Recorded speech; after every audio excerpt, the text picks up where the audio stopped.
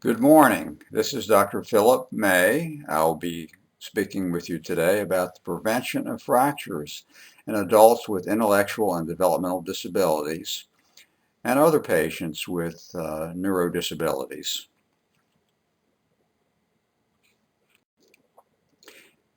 What is the risk for fracture in adults with intellectual disability?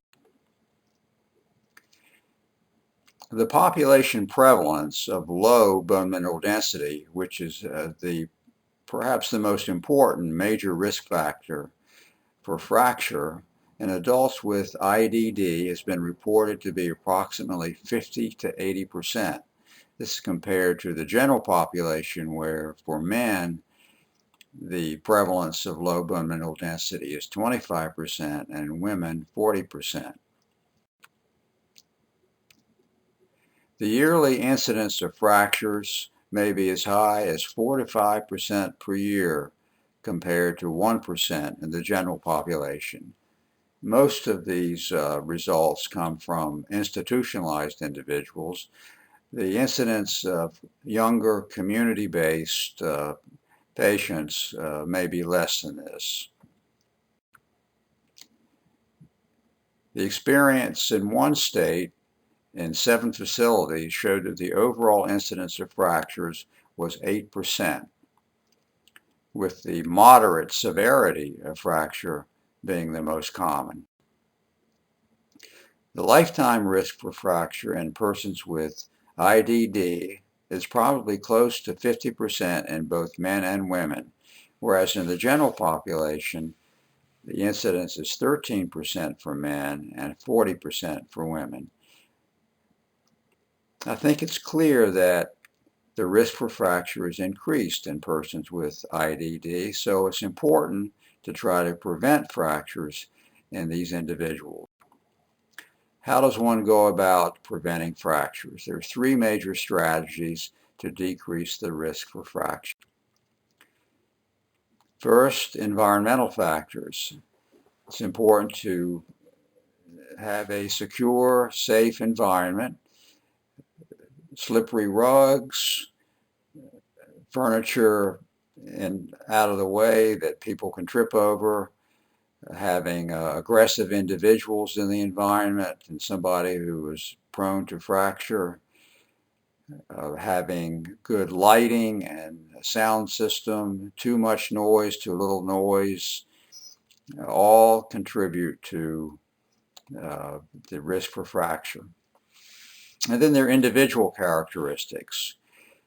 Persons with intellectual disabilities and others who have neurodisabilities have 5 major symptom categories: cognitive, motor, seizure, behavior, and sensory.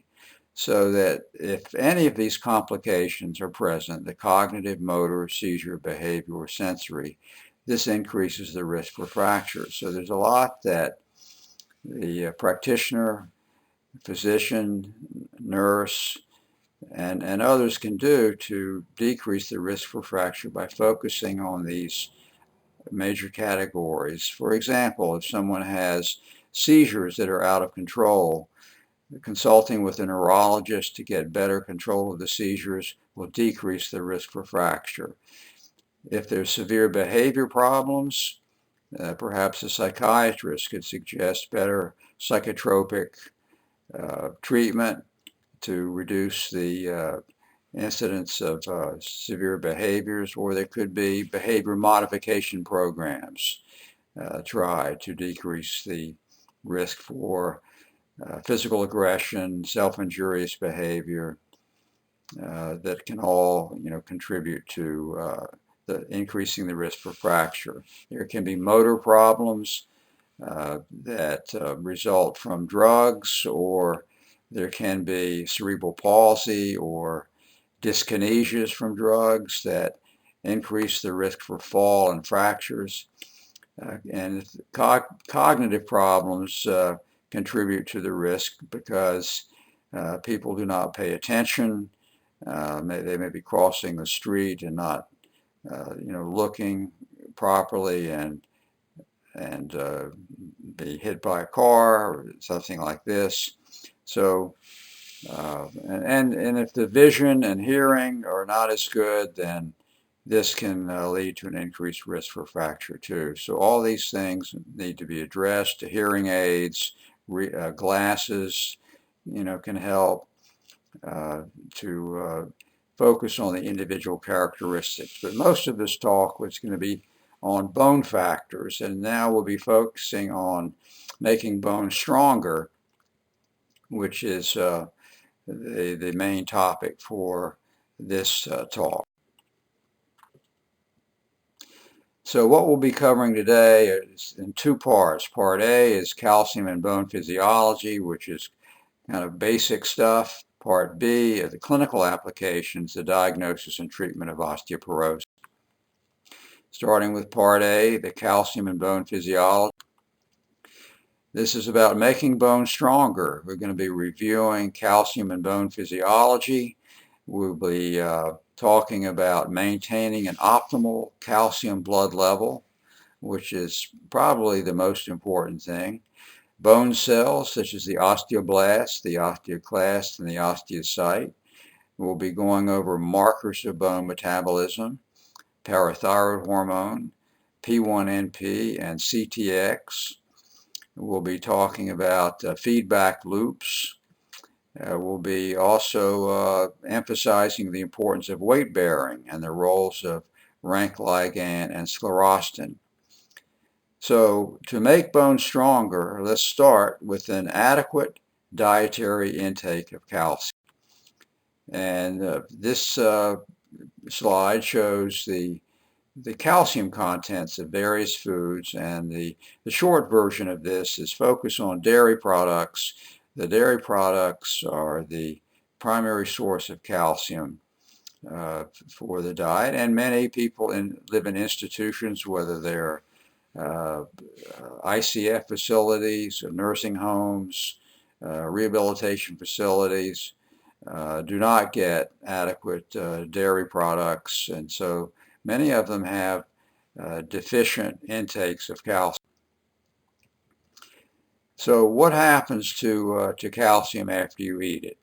We're going to get into a little physiology here, and looking over on the far left of this slide, the normal diet provides about 1,000 milligrams of calcium, and you can see that 300 milligrams of that is absorbed from the GI tract. Looking at the oval over on the left side says GI tract, and this goes into the blood, and the calcium is filtered in the kidney. You can see down below, and it's amazing how the kidney can filter 9,000 milligrams of calcium a day, but it reabsorbs almost all of that and only loses about 200 milligrams in the urine. But you can see that if for some reason there's something wrong with the GI tract or the kidney, the calcium may be not absorbed properly, or there could be too much excreted in the urine. So we're going to be talking about these issues, and also to focus on the bone, which is can be referred to as a calcium bank. There are many millions of milligrams of calcium that are stored in the bone, and the bone acts as a buffer so that if there is loss or malabsorption, the calcium can be drawn out of the bone, just like from a savings account. So how are we able to maintain a normal blood calcium level? Part of this is because the bone is an active dynamic tissue that helps to keep the blood calcium normal, and that's what we're going to be getting into. First, we're going to talk about bone cells and bone turnover. There are three types of bone cells: the osteoclast, which causes demineralization of bone, and the osteoblast, which builds bone, and the osteocyte, which is an osteoblast that has made a lot of calcium and bone and become absorbed or I should say, surrounded by the bone that it is produced, and as the slide indicates, becomes buried alive. And there are, you can see these processes coming from the osteocyte. It's very important. They act like nerve cells, and they can control both the osteoclast and the osteoblast. The way these bone cells work together is called the bone turnover or remodeling cycle. And the bone remodeling cycle begins with osteoclastic bone resorption, which occurs over about 10 days, followed by osteoblastic bone formation, which evolves over 3 months. The biochemical markers of bone turnover reflect the activity of the osteoclast and the osteoblast. The two most important markers for bone metabolism, or you could call them bone function tests, analogous to liver function tests. These are blood tests. First is the CTX, is a C-telopeptide, cross-linked telopeptide, the C-terminal N. For short, it's CTX. And P1NP, which is a procollagen of type 1 collagen, and it's a propeptide, and that reflects the activity of the osteoblast. The osteocyte can produce sclerostin and rank later. Okay, this bone turnover cycle is needed in order to prevent low serum calcium levels. When the blood calcium level decreases and stays down, what can happen in sequence is that the bones will lose calcium and become more prone to fracture. Subsequently, the muscles are affected because you need calcium for normal muscle contraction. This leads to muscle weakness, which can lead to falls and lack of weight-bearing physical activity. If it's even worse, the brain and heart can be affected because of the low calcium. Especially the heart is probably obviously the most important organ that has to be protected, because what can happen if the calcium gets too low is a prolongation of the QT interval, just like what happens with the use of neuroleptic medication. And this can lead to a torsade de pointe arrhythmia. So a low blood calcium is a dangerous condition. Now, how does the body normally go about correcting a low blood calcium and maintain an optimal, safe blood calcium? The parathyroid glands act like a thermostat. They're actually a chemostat, and they detect low blood calcium. And once the calcium level drops, perhaps from intense exercise, which leads to increased taking up of calcium and a slight drop in the calcium level, it stimulates the parathyroid glands to release parathyroid hormone. The parathyroid hormone then activates vitamin D. It converts it from the 25 hydroxy vitamin D to the 125 dihydroxy vitamin D. This happens in the kidney. And once the vitamin D gets activated, this can lead to increased intestinal absorption and renal reabsorption of calcium, which can then lead to an increase of serum calcium levels. And just like a thermostat, it feeds back to the parathyroid glands that says, hey, we have enough calcium now, you don't need to be making and releasing parathyroid hormone, and it shuts it down. So this cycle probably goes on constantly during the day, and this can keep our calcium tightly regulated. Now, what happens under pathological conditions where there are deficiencies or malabsorptions or loss of calcium in the kidneys? That'll be shown in the next slide. So if there's severe dietary deficiency of calcium, or there's a decrease of active vitamin D from renal failure, or if there's drug toxicity, or there's decreased intestinal absorption or renal reabsorption of calcium for many reasons, this can lead to a decrease of serum calcium, an increase of PTH, and the same thing will occur. But if these pathological conditions persist, even though this system may be working full steam, it's not going to be adequate to shut off the PTH because of the need to maintain the serum calcium and the failure to have delivery of the calcium to the bloodstream. So what happens next is that, fortunately, parathyroid hormone, in addition to activating vitamin D, has another powerful property. It stimulates the formation of rank ligand on the osteoblast. And the rank ligand, once that appears on the osteoblast, the macrophage will interact with the rank ligand, the rank receptor on the macrophage, then gets converted to an osteoclast and starts demineralizing bone. And so now we have a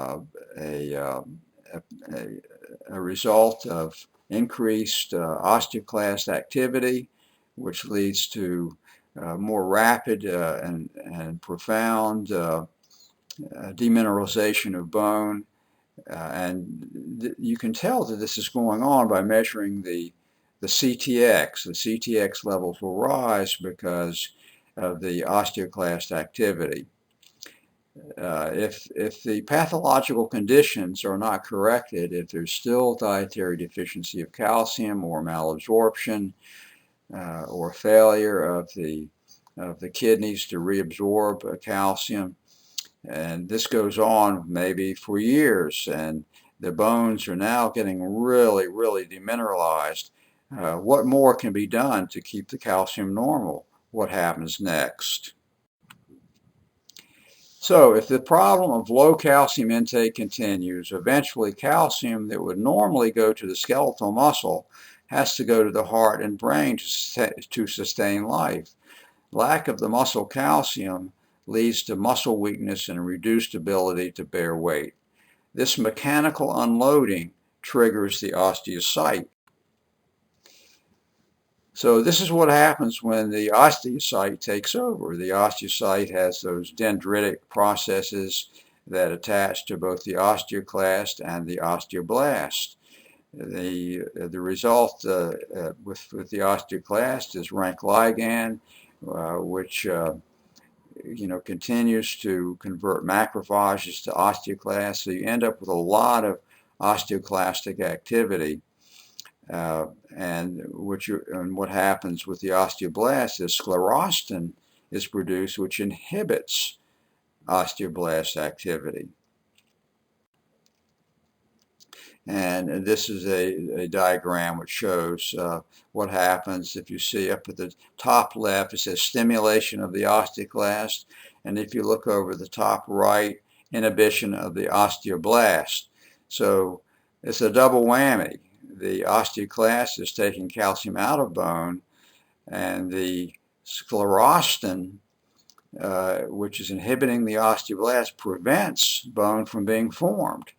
So this is what the effect of mechanical unloading or lack of weight bearing, paralysis, cerebral palsy, all lead to loss of physical activity, mechanical unloading, and that leads to increased osteocytic activity, which leads to rank ligand production and sclerostin production, which turns on the osteoclast and turns off the osteoblast. So this causes rapid demineralization of bone. It's kind of an end stage process.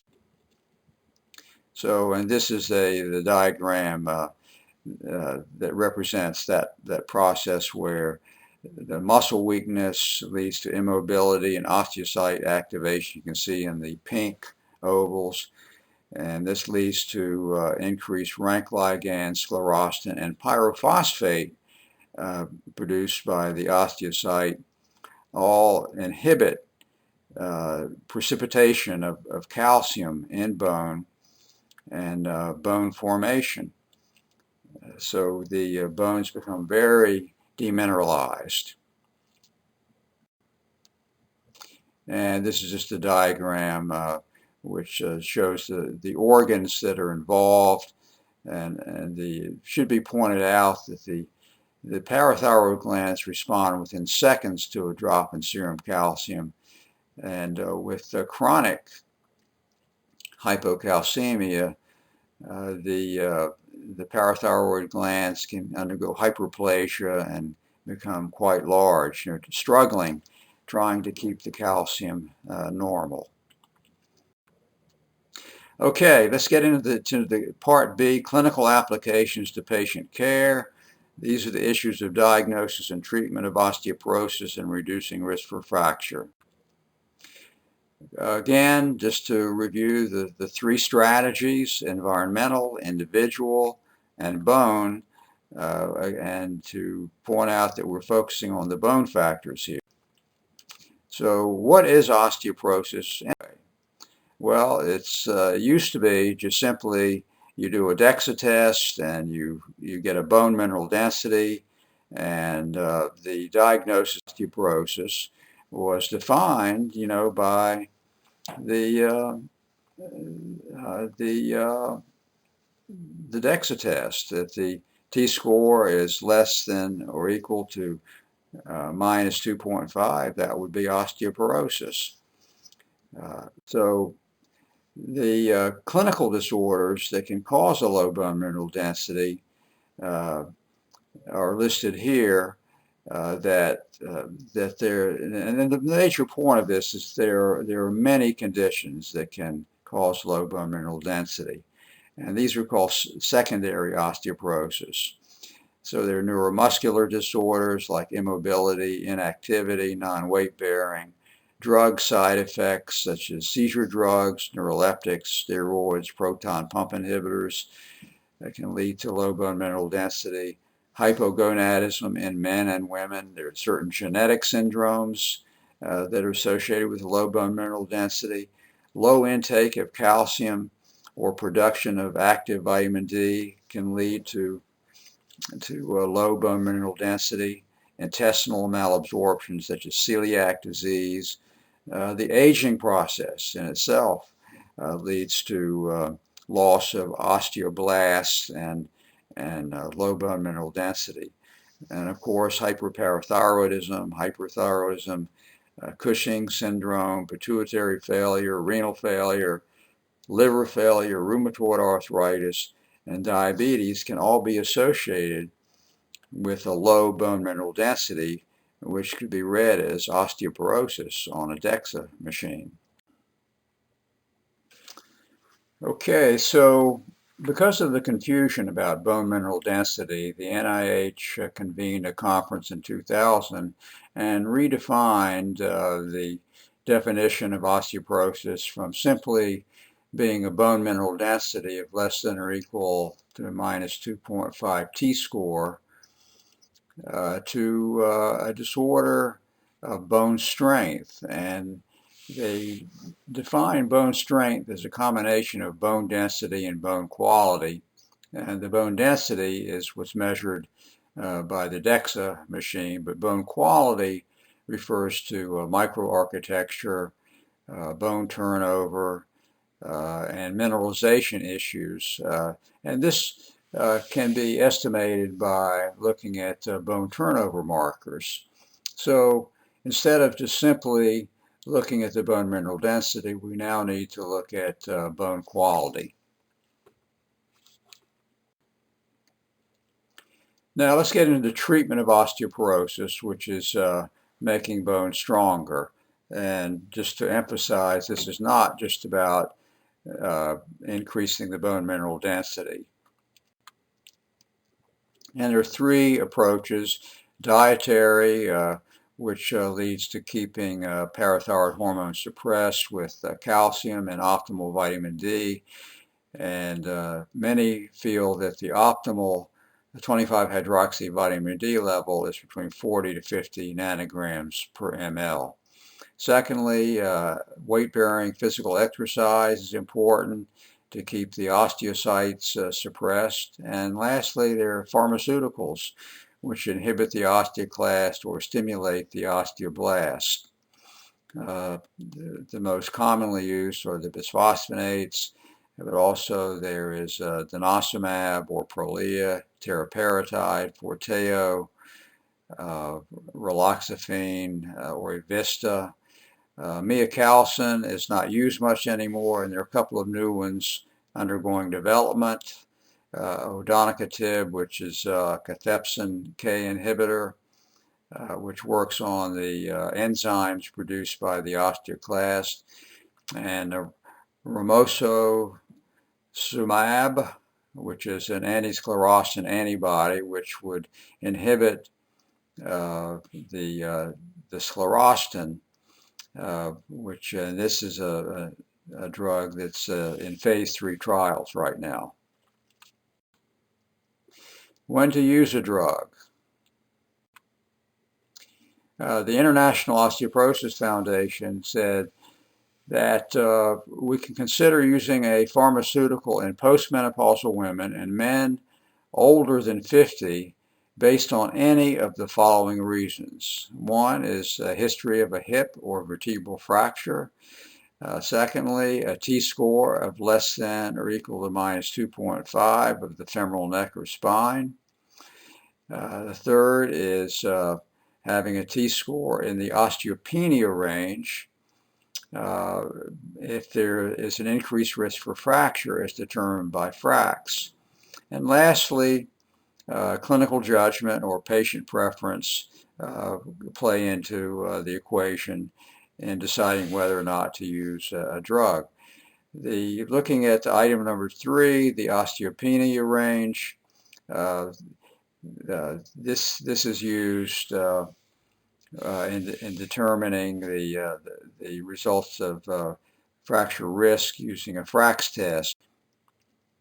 The FRAX test simply provides you with a 10-year probability of a fracture, so that if you enter these factors into the equation, and you get a 10-year probability of fracture of the hip, if it's 3% or greater, or if the risk for a major osteoporotic fracture is 20% or more, then a bone pharmaceutical might be indicated.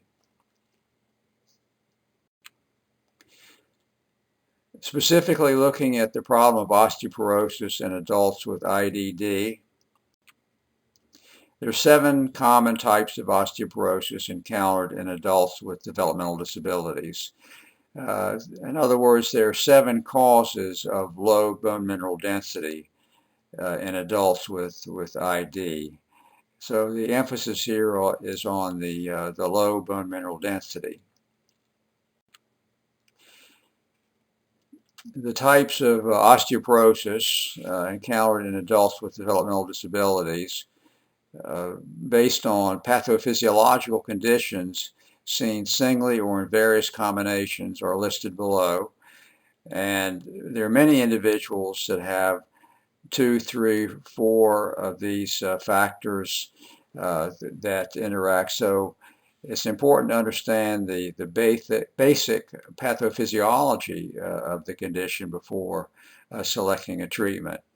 If it's developmental osteoporosis, in other words, failure to attain a normal peak bone mineral density, if the person has fractures, then probably something like something that stimulates the osteoblast would make more sense than using an osteoclast inhibitor like alendronate or this type of drug.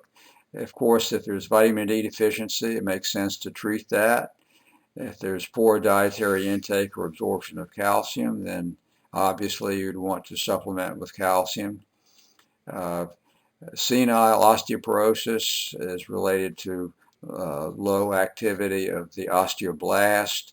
So an agent that would stimulate the osteoblastic activity or remove inhibitors of the osteoblast would make sense here. Disuse osteoporosis due to lack of weight-bearing physical activity. Uh, Obviously, the best treatment would be to provide weight-bearing activity whenever possible. Drug-induced osteoporosis or polypharmacy requires a scrutiny of the use of the drugs and a reevaluation of treatments to see if some of these drugs can be eliminated. Then there's post-andropausal or menopausal osteoporosis. It's either estradiol, like the birth control pills or something might be considered. This is kind of controversial because of risk of breast cancer in women.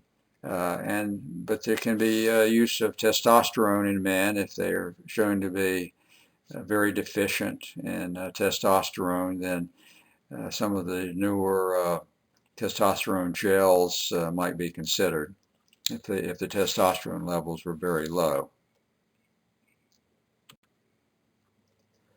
And here's a case example. This is an individual with Down syndrome who was on Depakote, which may have been interfering with bone metabolism or vitamin D metabolism. He's 60 years old, so he may have some age-related osteoporosis. He's most likely has a low testosterone level. His physical activity is not optimal, although he is ambulatory, but there may be an element of loss of physical activity contributing to low bone mineral density. He is vitamin D deficient and calcium deficient, and actually had a slightly low normal serum calcium level, as well as a low 25-hydroxy vitamin D level. So what did we do with this individual?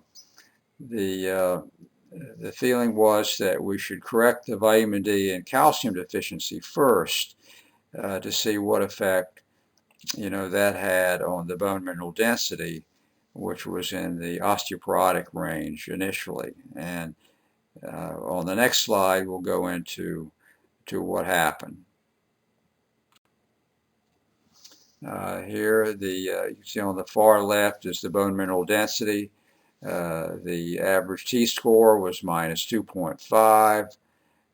Before treatment with vitamin D, and the way he was treated was with 50,000 units a week for 6 weeks, along with 1,250 milligrams of calcium per day. And after that period of 6 weeks, the vitamin D was reduced to 2,000 international units per day, along with 500 milligrams of calcium per day as a maintenance dose. And this is consistent with the Endocrine Society recommendation for correcting vitamin D deficiency. So the baseline 25-hydroxy vitamin D level was about 25. You can show in the blue bar down at the bottom. And the CTX was elevated. The upper limit is about 325 for the CTX, and the CTX was elevated, telling you that the osteoclasts were turned on and actively, taking calcium out of bone. And the P1NP was not elevated as it should be because of the linkage of in the bone turnover cycle. When the CTX is up, normally the P1P would be up, but his P1NP was, the upper limit is like 80, his was around 50. So it shows you that the osteoblast was not keeping up with the osteoclast, probably due to the aging process. And his parathyroid hormone was elevated at about 90 picograms per ml because of the calcium deficiency. His calcium level was 8.7 milligrams per cent. It was really just slightly below the lower limit of normal.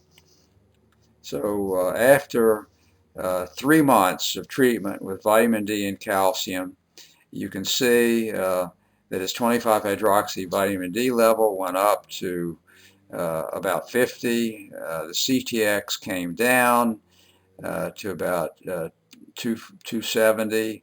The P1NP came down to about 25, and the PTH came down to about 30. So it shows you that the calcium and the vitamin D were suppressing bone turnover, both the starting with the osteoclast and then the osteoblast. And after a year, we repeated the DEXA, determined the bone mineral density, and the T-score was now normal at minus 0.8. So the calcium and vitamin D alone corrected his bone mineral density, which could have been called osteoporosis, and he could have been a candidate for a bone pharmaceutical, but the correction of the vitamin D and calcium problems, the use of those two agents alone, made the use of the bone pharmaceutical unnecessary. So in conclusion, osteoporosis is a common problem with neurodisabilities, including those with IDD. There appear to be multiple mechanisms that need to be considered. There's a need for research to document frequency and effective evaluation and treatment of low bone mineral density in this population, and the efficacy of treatment should always be documented with the bone mineral density, and if that's not possible, to show that bone turnover has been decreased. Thanks for listening, and I welcome you to explore the IFCD website for more topics in developmental disabilities medicine. Bye-bye.